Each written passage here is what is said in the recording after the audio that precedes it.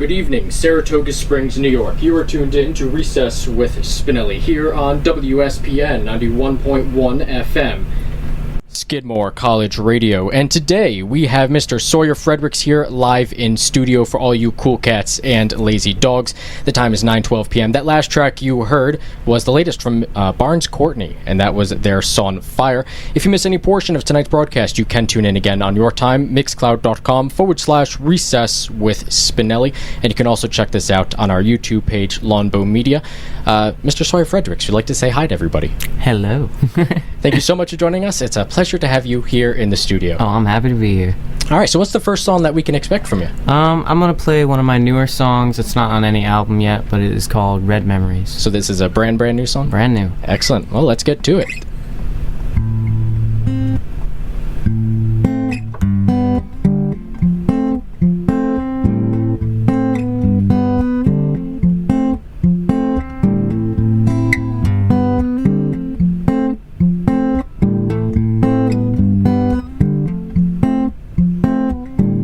Never one to follow, never one to lead, never one to swallow my pride and leave. And this scar on my back tells me I'm not well. And the man in the mirror, he tells me as well. Something wrong with my eye, 'cause I don't see what you see. There is blood in the river and fire in the sea.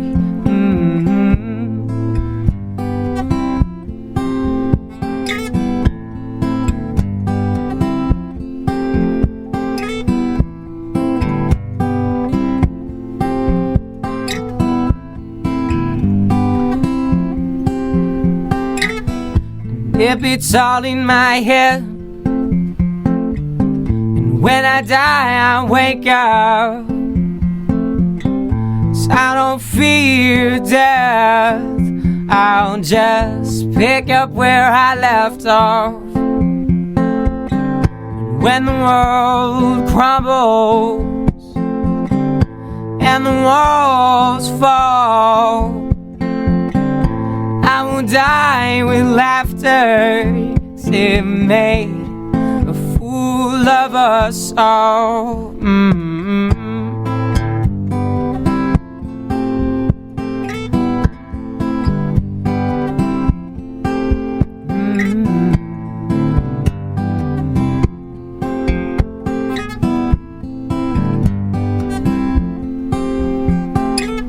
So take a look in my head, tell me what you see. Cut out all the red memories, they aren't the ones that haunt me. So take a look in my head, cut out all you see. Cut out all the red memories, they aren't the ones that haunt me.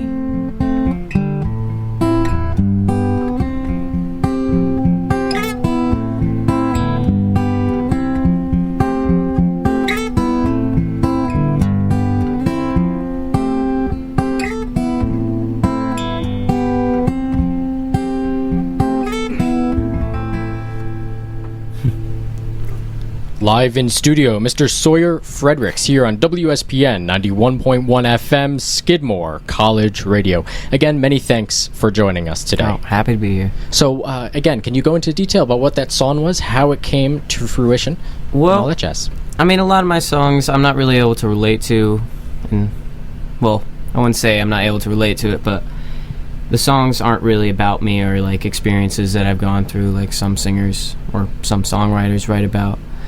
But, I mean, I think I just kind of it's really just imagination. I think of a story and try to put myself into the story and figure out what kind of emotions a person would be feeling in these stories.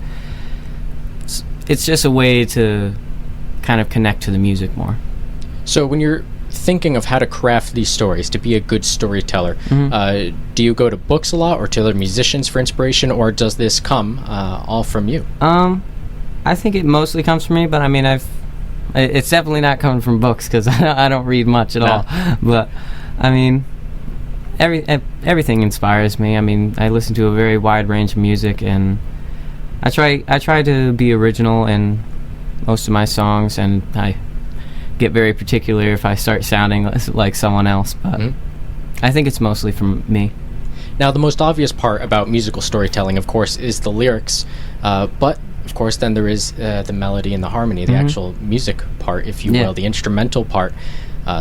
So how would you say your creativity is for crafting that part of storytelling, and how important that is with the lyrics? I think it's very important, just because, I mean, a melody it allows you to convey the emotion in the song, and I mean, guitar playing is just as important as that. And like I haven't really, like when I was younger, I wasn't very good at playing guitar, so it was mostly like I play on one chord, but I try to give that chord as many dynamics as possible just to convey the emotion of the song. Now, when did you first pick up a guitar? I learned my first few chords when I was 11 years old. 11? Did you play any other instrument before that? No, I did not. Do you remember the first song you ever learned? First song I ever learned, I believe it was Three Little Birds. That's a good first song to learn. Is that an easy first song to learn? It's only 3 chords, so yeah. A good starter then. Yeah. So, actually, speaking of first, so do you remember the first time that you were perhaps conscious of music, whether on the radio or somebody playing it or a record or anything like that? I don't know, what do you mean? Well, the first time when you heard music, when you heard somebody playing and it started to really connect with you and you said, maybe that's something I want to pursue, or that's something I find joy in. Yeah, I mean, I don't think there was really that moment for me. I've always just enjoyed music, and I was always singing, and it was never like something like, oh, this is what I want to do when I grow up. It was just what I do.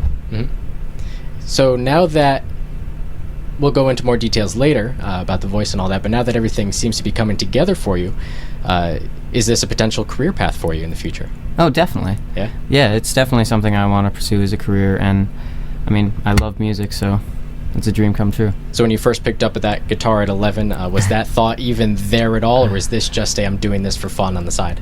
I'm always doing this for fun. Yeah.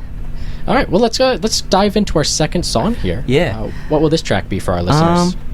We'll do one off the album. This one is called Still Here. All right, for those of you just joining us, this is Recess with Spinelli here on WSPN 91.1 FM, Skidmore College Radio. The time is 9:20 p.m. And if you want to listen to this again, you can actually do it on Hoxton FM. That's HOXTON.FM out of London, England, next Wednesday, 6 p.m. to 8 p.m. Eastern Time, 11 p.m. to 1 a.m. Greenwich Mean Time.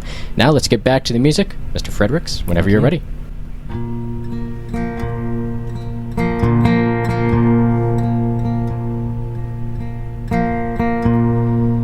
Good night, my love. It's been a long day to bring my spirits up. And it's gonna be safe. I'll see you in the morning. Put a smile on my face, but you won't even speak to me. So why am I to stay? So take my hand,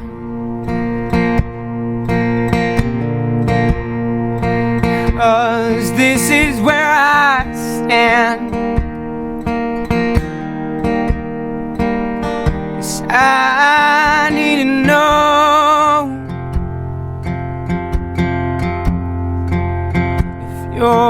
you're even there.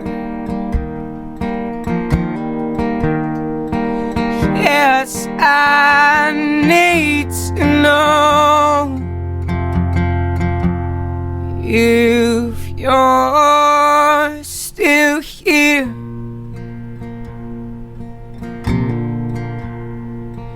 Your love is faded, as faded as your jeans. You don't love me anymore, but you won't leave. Keep trying to make you happy, but it gets harder and harder. I keep on giving my love. It's like you don't even want it.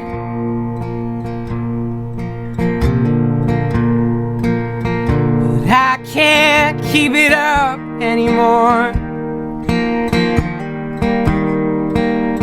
Yes, I'm gonna walk out that door. Like you don't even care anymore.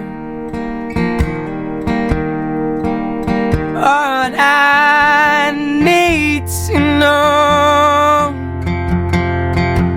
So take my hand,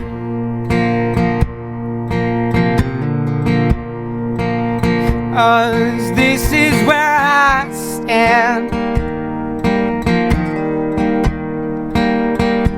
Tired of your lies, no helping hand. So take my hand,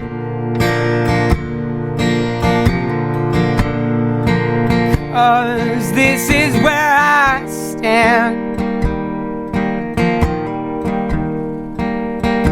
I need to know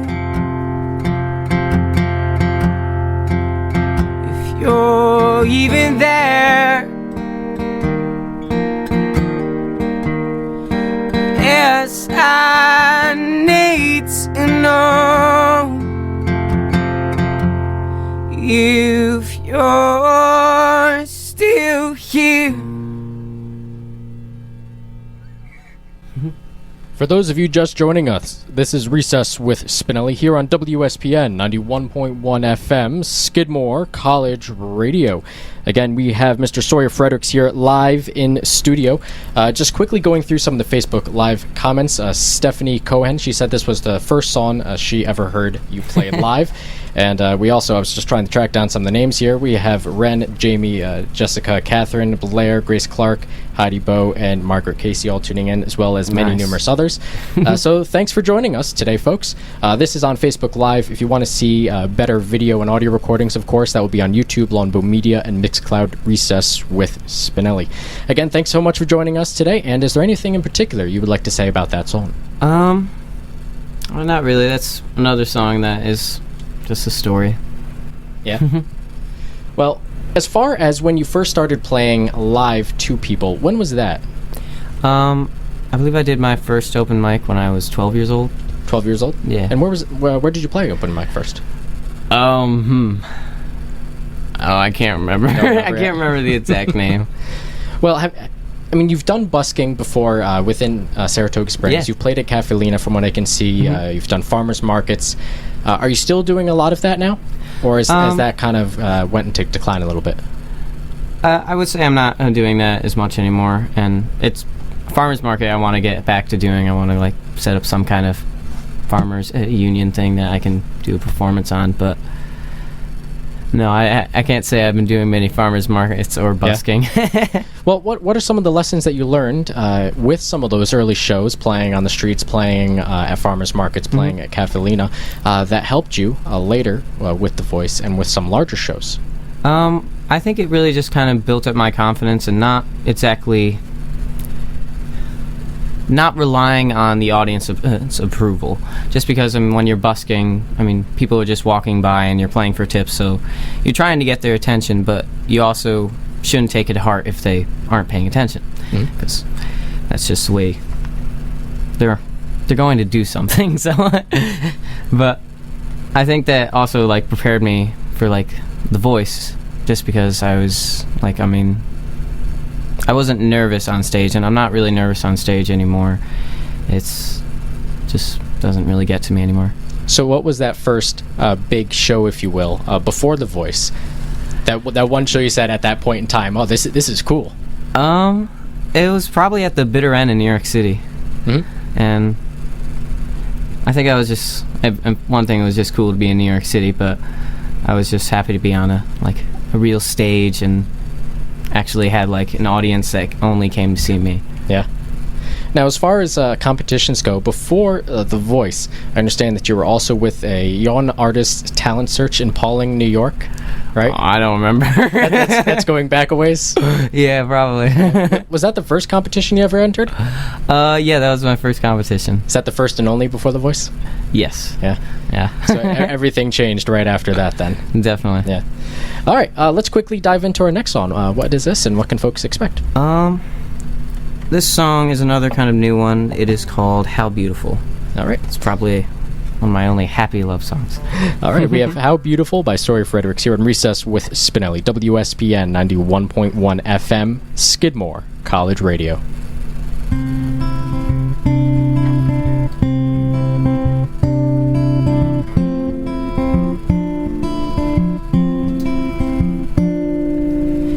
My eyes open, find you standing right here in front of me. And how beautiful you are, with your eyes so familiar. And how beautiful you are. I don't know, but I've loved you. I know I've loved you before. So don't ask me why I'm here, 'cause I don't know. I was lost, and I think I'm home. And this pain in my heart, 'cause you've hurt me, and I know I've hurt you too. But don't ask me to leave, 'cause you're afraid of what it was, or what might be. 'Cause my eyes have opened,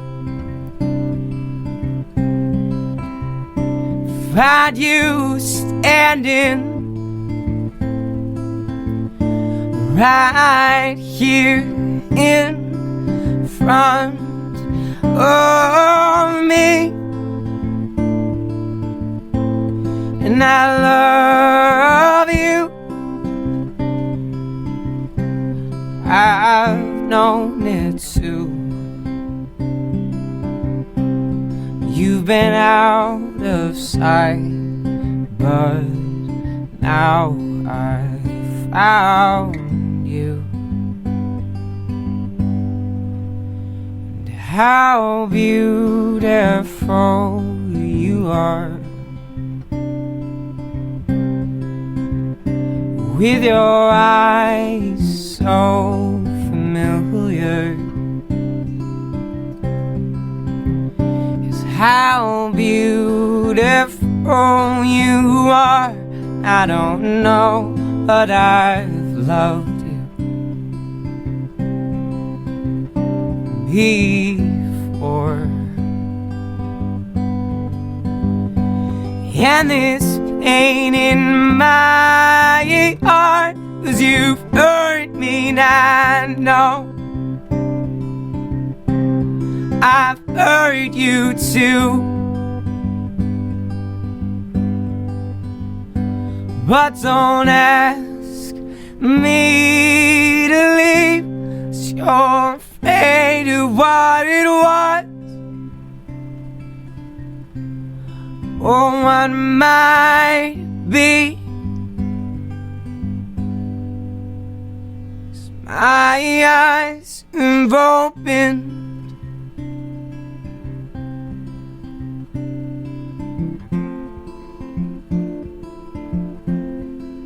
and how beautiful you are.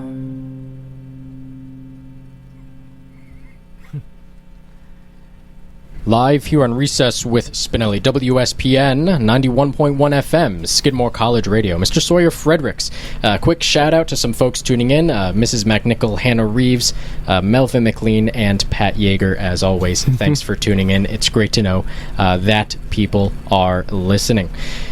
So let's dive into some other unique features about you. You're on a family farm, right? Yes. Want to go into some detail about day in the life on the farm? Day in life. Well, it changes with the seasons, but I mean, like during the summer, we're going to be doing haying season, and during winter, all the cows are in the barn, so there's a lot of work to be done, and you have to, especially when all the pipes freeze because it gets too cold. Oh, geez. So then you're lugging around buckets, but other than that, I mean, right now there's not too much work to be done just because the cows are out on the field and they have water, and they can eat the grass on the field, so basically the really only thing we need to do is collect eggs. Now, the name of the farm is the Windrake Farm, Windrake right? Farm. And that's the personal family farm? Yeah. So your family? Mm-hmm. So you grew up doing all the chores on the farm? Well, I wouldn't say or did you avoid it as much as possible? I avoided a good amount, and also I wasn't strong enough to like move the bales for a while. So mostly my dad and my older brothers handled that, but I think when I turned about like 15 or 14, I actually started to be able to like carry the bale, so I was very happy to be able to help. So when you meet other musicians or just other folks in general, what are some of the things that you remember about working, living, being part of a farm community, a farm life, if you will, that's different and unique to you that not everybody has an experience with? I think just, well, I live on an 88-acre farm, so that's one thing that I feel like there's a lot of freedom that you have, and I think a lot of other musicians, other musicians have their completely own style and everything, but I'm a little more connected with, it's hard to explain. I almost feel like one of the things that really comes to mind with farms, folks who work on farms, they have maybe a little bit more of a grasp on concepts of life and death just when it comes to working with animals a lot. Definitely. And I think I never was like worried about like what I was going to do when I grew up, because I always knew, well, I mean, my dad does construction, so I was like, all right, I could work with him, I can work on the farm. I was never worried about anything. Like, I wasn't worried about my future ever. So it acted as a bit of a safety net so that you could pursue something else on the side and not have to worry about that being a main source of income. Definitely. Yeah. So now that your musical career could potentially be a main source of income, will you still be working on the farm in the future, or how's that dynamic going to work? I hope I can get back for the summer to just help out with haying season. So that's the toughest part of any season for farm? Yeah, probably. Most of the time other relatives come up to help. Now, what inspiration, if any, would you say you get from living and working on a farm, or how do you think that contributes to your music, if at all? Yeah, I don't know how to answer that question. Well, when you're at home and you're on the farm, is it easier to write music than it would be if you're on a tour or in a city? Well, I think your surroundings definitely affect the kind of songs you write. I mean, if it's sunny out, you'll probably be writing kind of a happier song. But I think when I'm home, if I'm home for a while, it gets difficult for me to write. So there's a few times where I've like gone down to my uncle's house just because I need to be in a different environment to be able to write. You need to change pace a bit. Yeah. And actually, as far as tours go, as far as changing pace and changing environment, you do have a tour coming up. Yeah. You have a whole slew of dates within New York, New Jersey, Pennsylvania. I think it's 12 dates in total, if I'm correct. And I think the only available date in New York right now that's not sold out is in Syracuse. Right? Maybe. Okay. I think so, because I think I saw that Buffalo was sold out and New York was sold out, as well as Albany. Yeah. So if folks want to get the chance, Syracuse is their next best bet. But is there anything in particular you were looking forward to about this tour? I wouldn't say there's anything in particular. I mean, I just love performing, so I'm very happy to be able to go to new places and be able to give back. Yep. And you're going to be with Gabrielle and Mia Z, right? Yes. Yeah. And those two artists you both met on The Voice, right? Yeah, exactly. So, how many lasting connections have you met with The Voice, would you say? I mean, I think you definitely start to lose touch with some people, but you become such good friends while you're on The Voice that, I mean, like I tried really hard to keep in touch with a lot of people and just with the friends I made. So you kind of become a family. So there's not really a competitive nature? Or well, I mean, each season's different, and I've heard some things about, like, getting competitive, but, I mean, I wasn't a competitive person, so maybe I just didn't pick up on anyone else's competitiveness. All right, we're going to dive into a little bit more of your voice history. Let's go into our fourth song for this evening. What's the name of it? We'll do a song that I wrote while I was on The Voice. It actually does not have a name. A nameless song. Yeah, most people call it the Stairwell song, so we'll call it that. All right. Sawyer Fredericks, you're in Recess with Spinelli, WSPN 91.1 FM.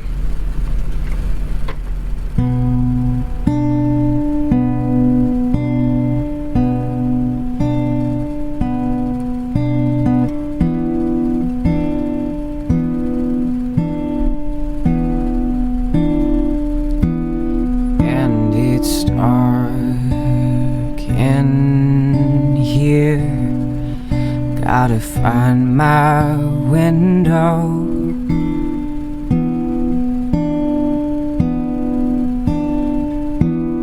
Lets me see the life that I lived before.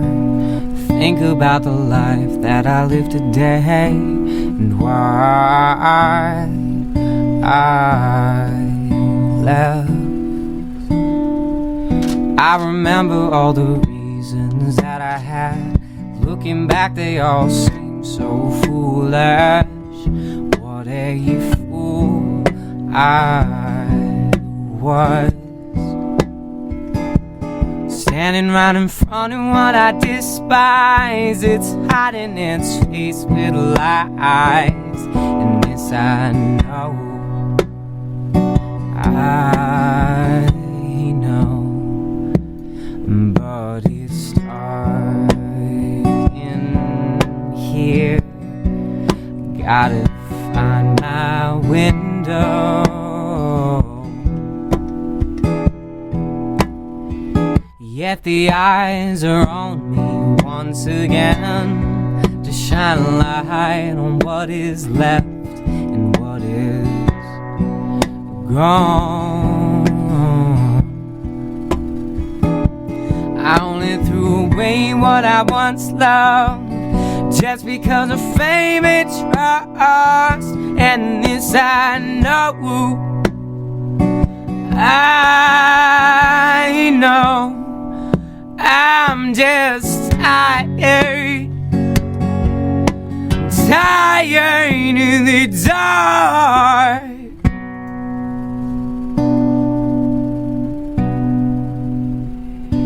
And it's dark in here. Gotta find my window. I don't even care what I've lost. This broken, withered heart can't take anymore. Just can't take anymore. Yeah, you said you once loved me, but I'm not the man I used to be. Yeah, this dark is weak in my senses, left me open to your schemes. So won't you shed your skins? I wanna know who you are.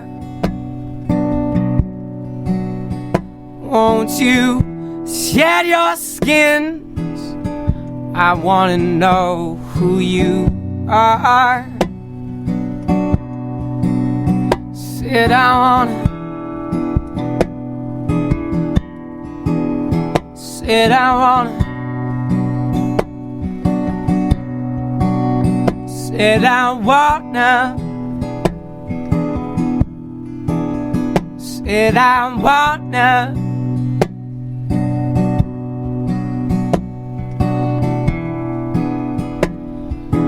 Know who you are.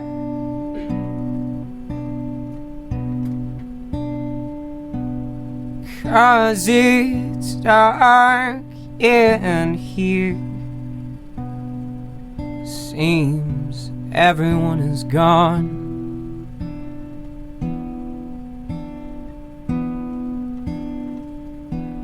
My family's so far away, they'll never find me. And my friends, they all despise me. But at least I found my window.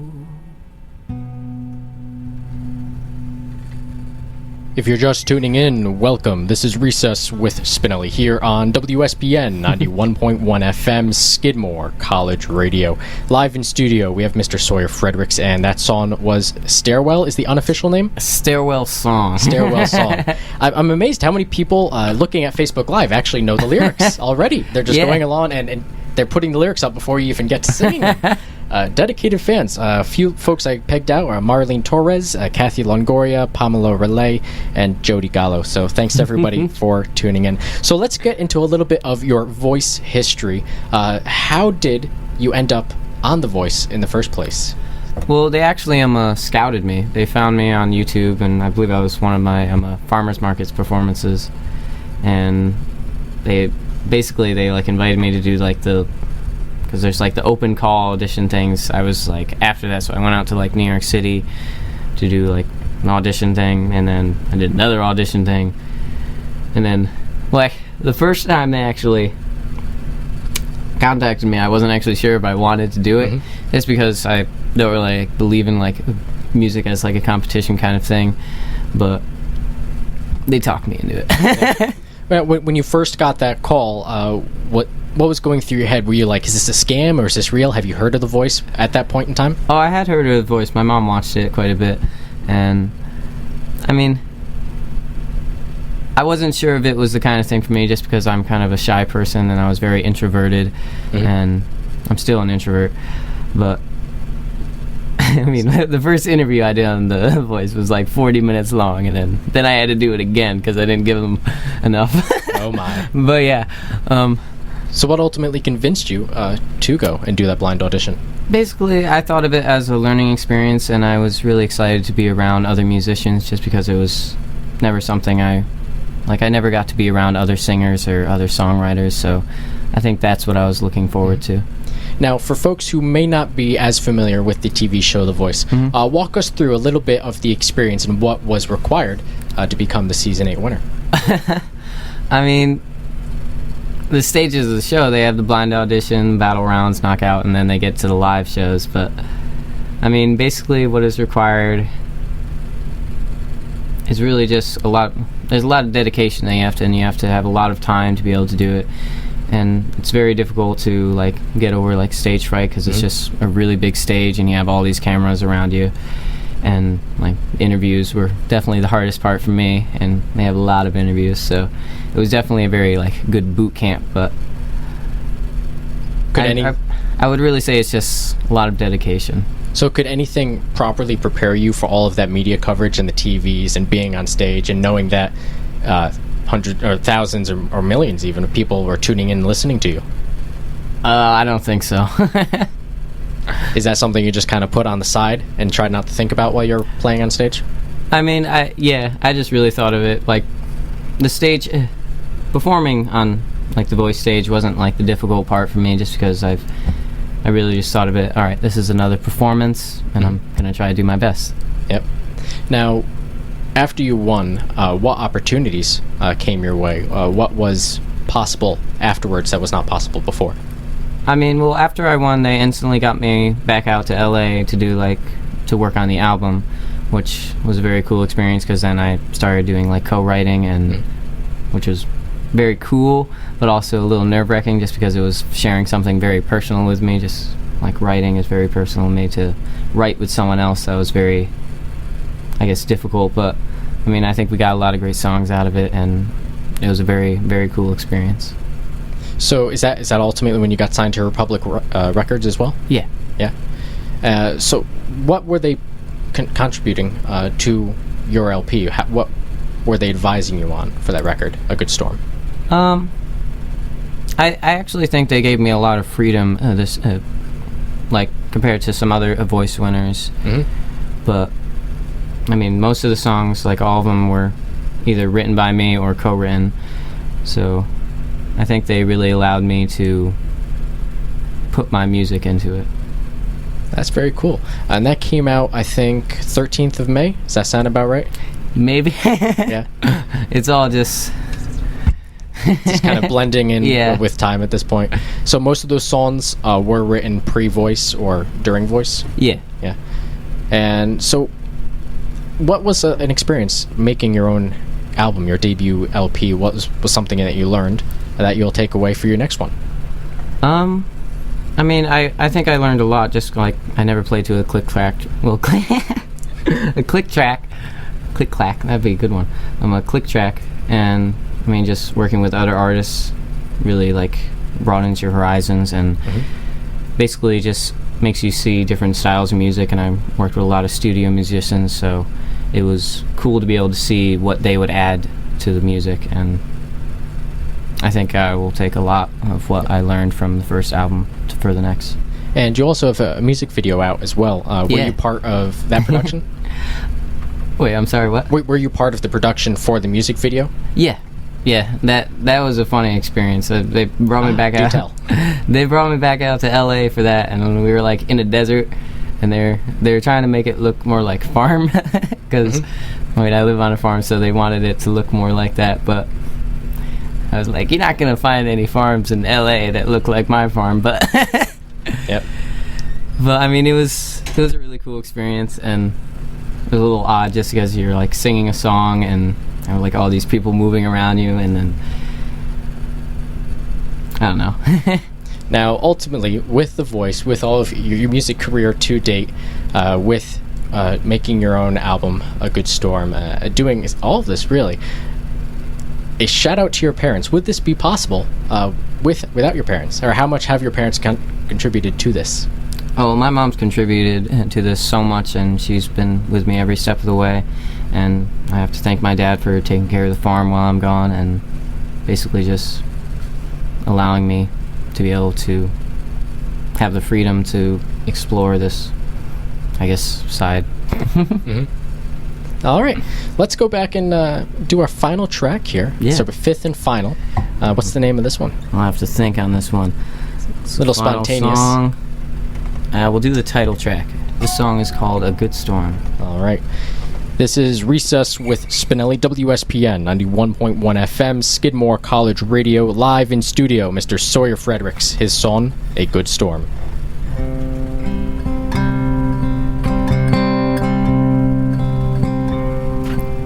So you ask me why I'm so blue.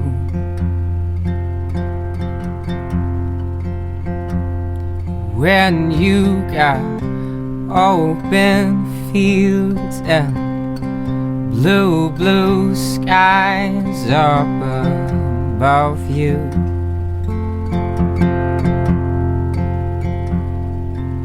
And your white clouds are never turning gray.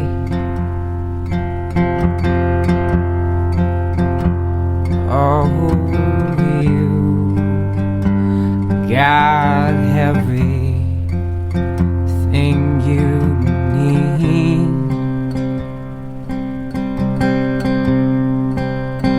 Ask you why must I be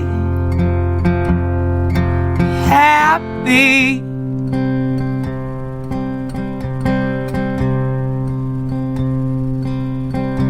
'Cause I don't need the sun to rise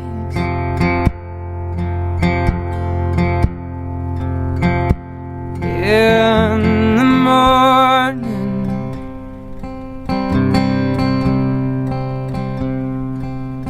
and I like my sky to stay dark and cloudy. You know I like good storm when it comes.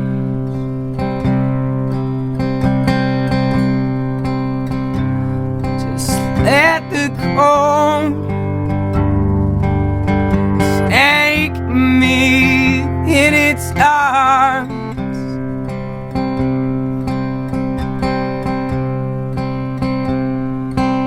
Sell you cynical man, just like you've always been. And said I'd die alone.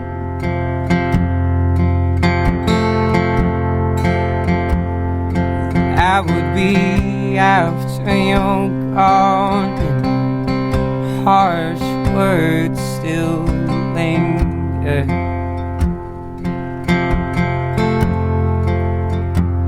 And my friends keep on telling me to move on. Ask you why can I let this consume me if it's all I want?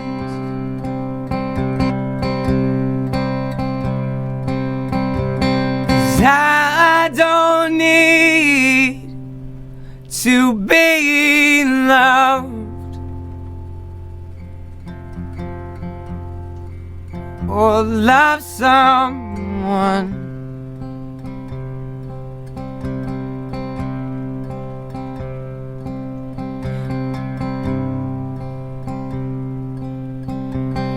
Empty space my heart might never fill.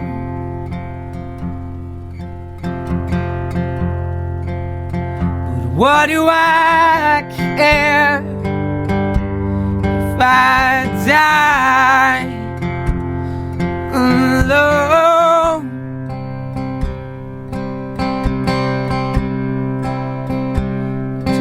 Let the cold take me in its arms.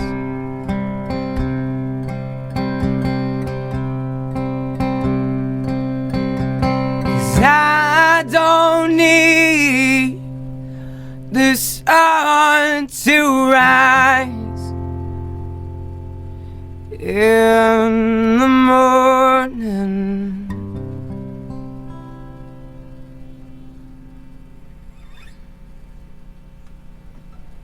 For those of you just joining us, this is Recess with Spinelli here on WSPN 91.1 FM, Skidmore College Radio, and we have had Mr. Sawyer Fredericks live in studio. Going through a couple of the comments, the one I noticed was from Ms. Kelly Burris. She said that she downloaded the Facebook app just to watch the show today. Again, thanks everybody for tuning in. Is there any final thoughts that you would like to say for your fans and our listeners? Really just thank you for all the support you've given me, and I hope you keep enjoying the music. All right, well, it's been a pleasure to have had you on the set today.